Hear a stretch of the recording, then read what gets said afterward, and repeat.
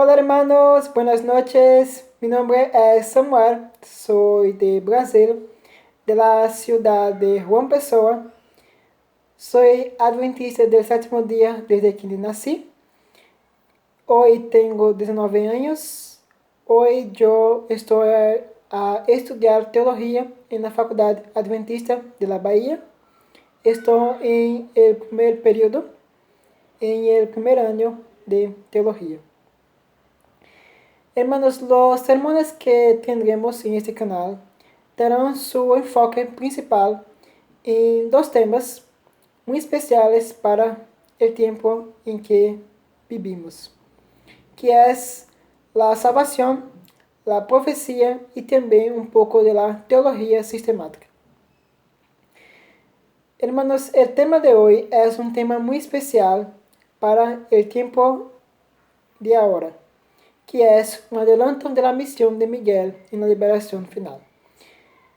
Muchas de las narraciones de la Biblia tienen un propósito mucho más allá del tiempo en que ocurrieron y fueron escritas.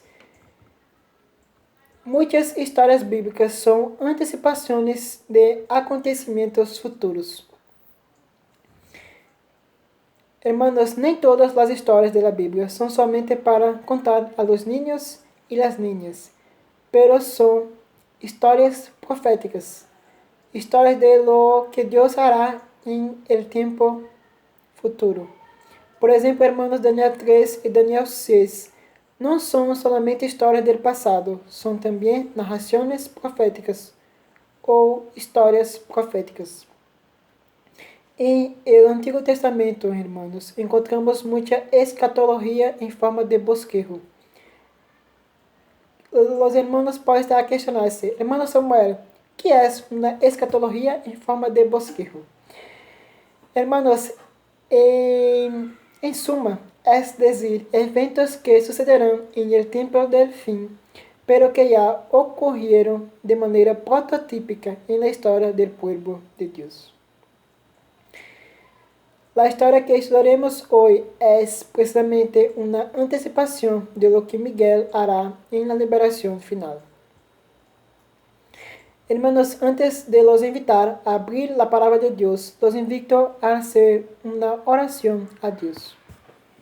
Padre nuestro que está en los cielos, te lo pedimos tu Santo Espíritu, Dios, que el Señor nos dé el entendimiento para entender ese tema tan importante para nosotros, una antevisión de la misión de Miguel en la liberación final de tu pueblo, Dios.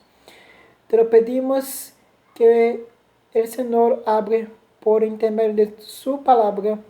Te pedimos todo en el dulce nombre de tu Hijo Jesús. Amén.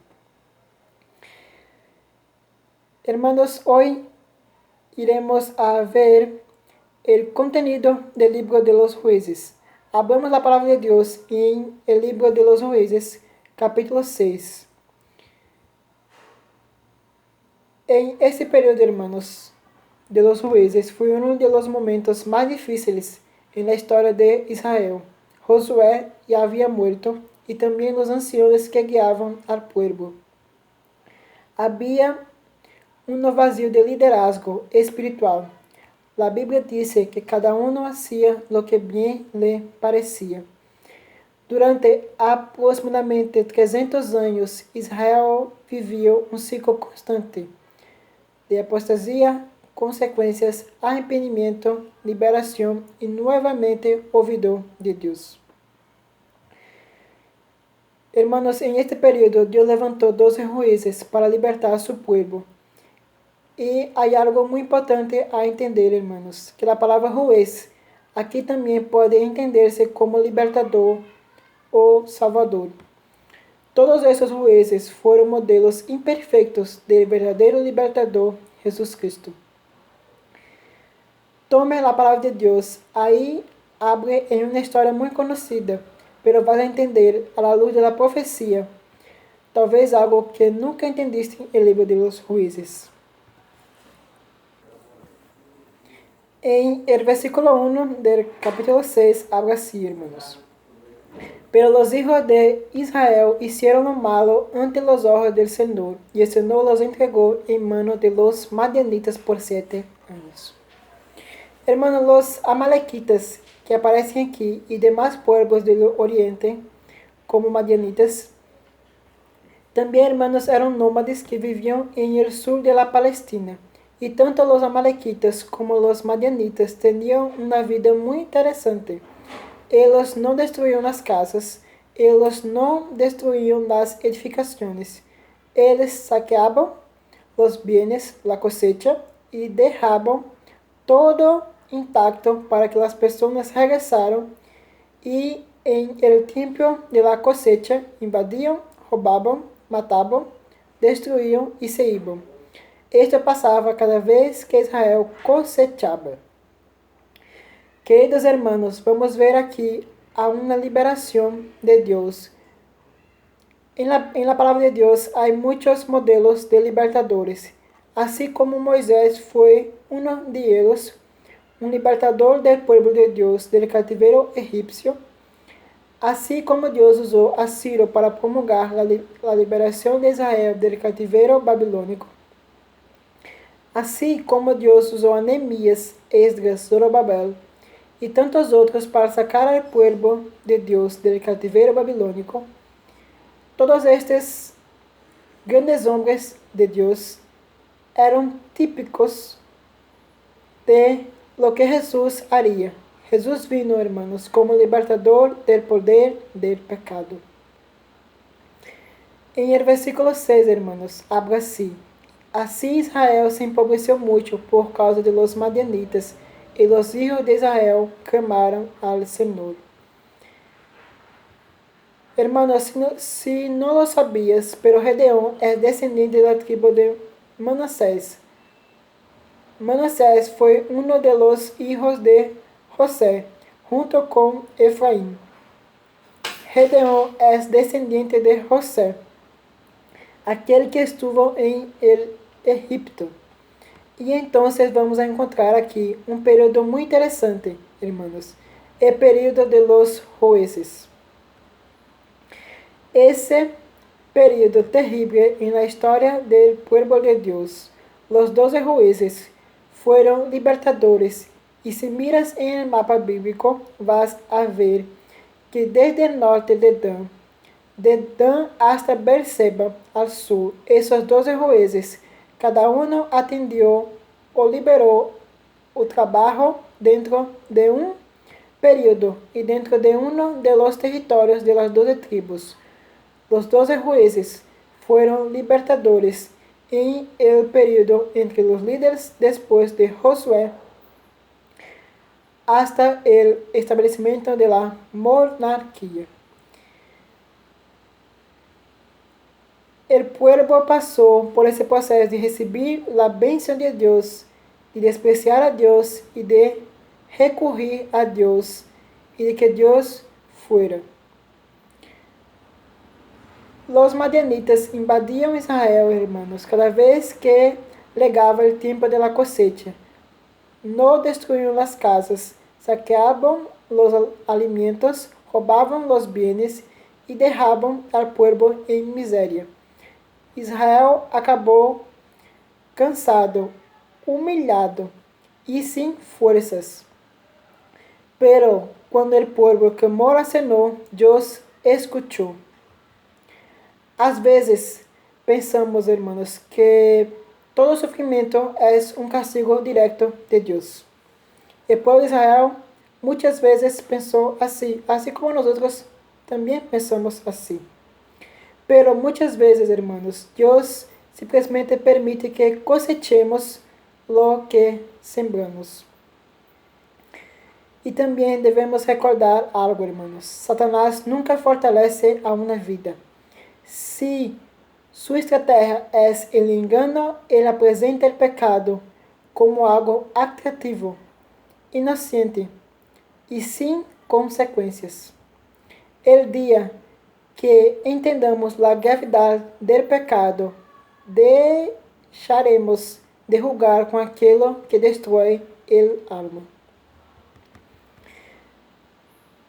En el versículo 11, hermanos, y en el versículo 12, Dios habla así. Entonces el ángel del Señor vino y se sentó debajo de la encina. Y Gedeón estaba sacudiendo el trigo en el lagar para esconderlo de los madianitas. El versículo 12 habla así. Y el ángel del Señor se le apareció y le dijo, el Señor está contigo, hombre valiente. Hermanos, Gedeón estaba escondido, lleno de miedo, pero Dios veía en él algo muy mayor. En el versículo 16, hermanos, habla así, ciertamente yo estaré contigo, y derrotarás a los madianitas como si fuera un solo hombre. El herói de esta historia, hermanos, no puede ser a Gedeón. El herói de esta historia es Dios actuando por medio de un hombre imperfecto, pero todavía usado para la honra y la gloria de Dios. En el versículo 25, hermanos, Dios habla algo muy interesante. Derriba el altar de Baal que tiene tu padre y corta la imagen de Aserá que está junto a él. Antes de libertar a Israel, externamente Dios quería limpiar el corazón de su pueblo. Hermano, mucho hoy se comenta sobre la idolatría, que no es mucho más vista en los días actuales. Pero la idolatría, hermanos, no terminó, solo cambió de forma. Hoy muchos adoran, mesmo en el medio cristiano, tienen ídolos en su corazón. El dinero, la fama, actores, cantantes, jugadores de fútbol, incluso pastores, predicadores.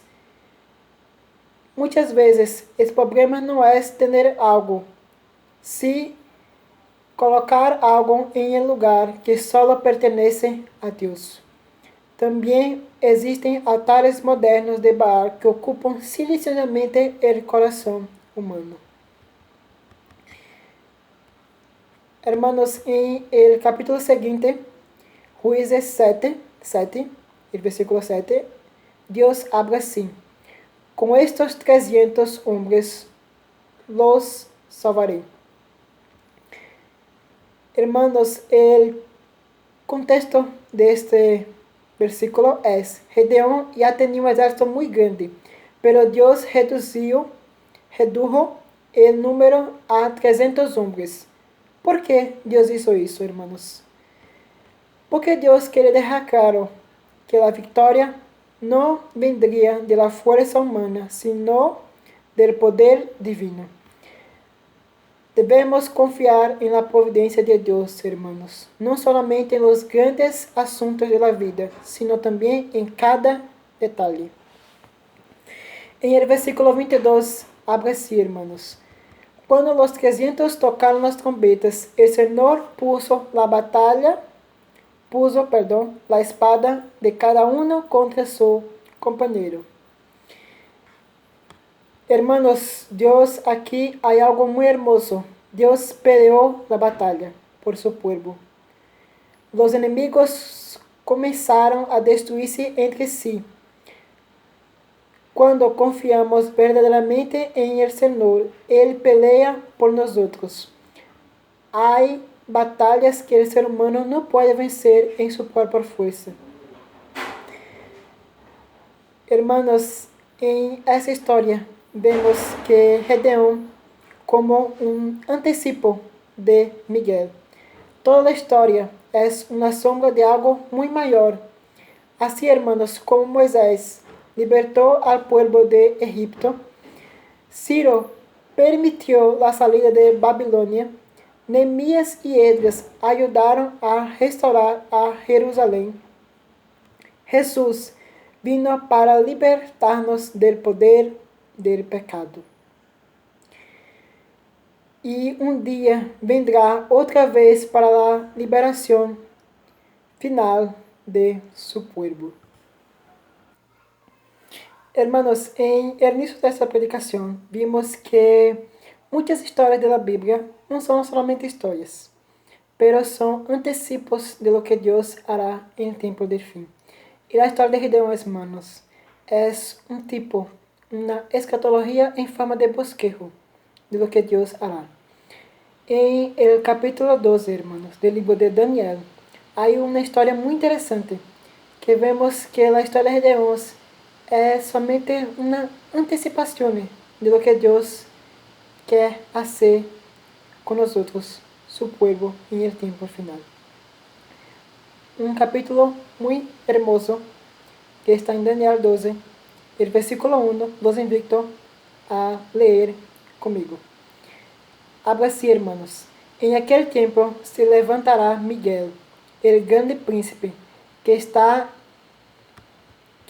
de parte de los hijos de tu pueblo, y será tiempo de angustia, cual nunca fue desde que hubo nación hasta entonces, pero en aquel tiempo será libertado a tu pueblo.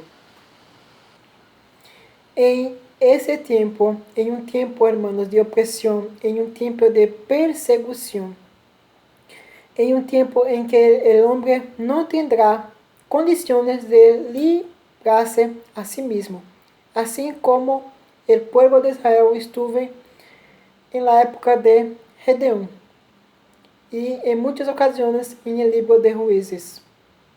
En ese tiempo se levantará Miguel, así como Gedeón se levantó en el tiempo de opresión.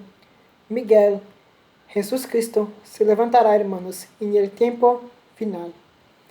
Hermanos, hay una cita muy especial del libro Primeros Escritos de Ellen G. White, que yo quiero leer con vosotros. Es una cita muy hermosa, hermanos, que habla así. Fue a medianoche cuando Dios prefirió libertar a su pueblo. Mientras los impios se burlaban de ellos, de repente apareció el sol resplandeciendo con toda su fuerza y la luna quedó inmóvil. Los impios miraban esta escena con asombro, mientras los santos veían con solemne alegría las señales de su liberación. Se sucedían señales y maravillas. Rápidamente todo parecía desviarse de su curso natural. Los ríos dejaban de correr. Nubes negras y pesadas se levantaban y chocaban entre sí. Hacía, sin embargo, un lugar de claro, de glória fija, donde vino la voz de Dios, semejante al estruendo de muchas aguas, haciendo temblar los cielos y la tierra. Hubo un gran terremoto, las sepulturas se abrieron, y aquellos que habían muerto en la fe del mensaje del tercer ángel, guardando el sábado, salieron glorificados para escuchar el pacto de paz que Dios haría con los que habían guardado a su ley.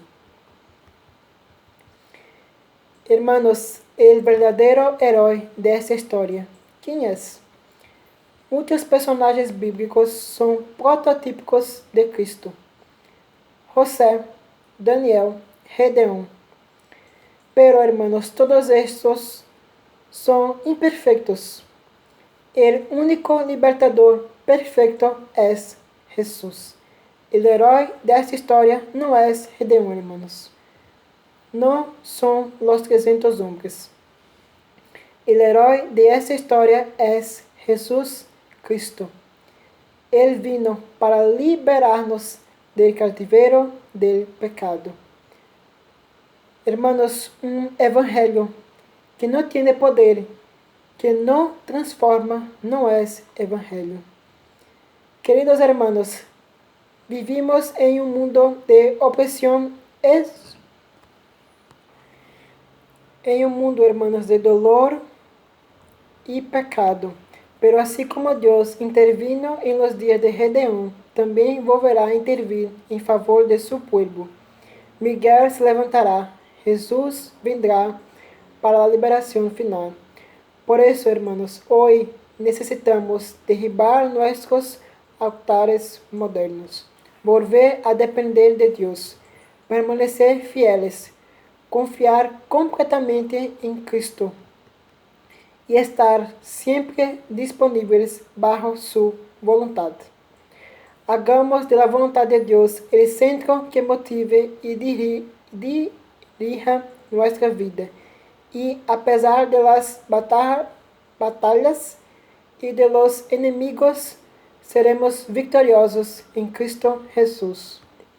Porque el guardián de Israel nunca abandona a su pueblo. Hermanos, los invito a hacer una oración final. Padre nuestro que en los cielos, así como el Señor fue fiel a tu pueblo en el pasado, Dios, como los protegió, los salvó, te lo pedimos que el Señor nos ayude a permanecer fieles al Señor y que el Señor también nos libres en ese tiempo tan terrible que es el tiempo de angustia de Jacob. Oh Dios, te los pedimos todo esto en el dulce nombre de tu Hijo Jesús. Amén. Hermanos, hasta la próxima. Buenas noches. Adiós.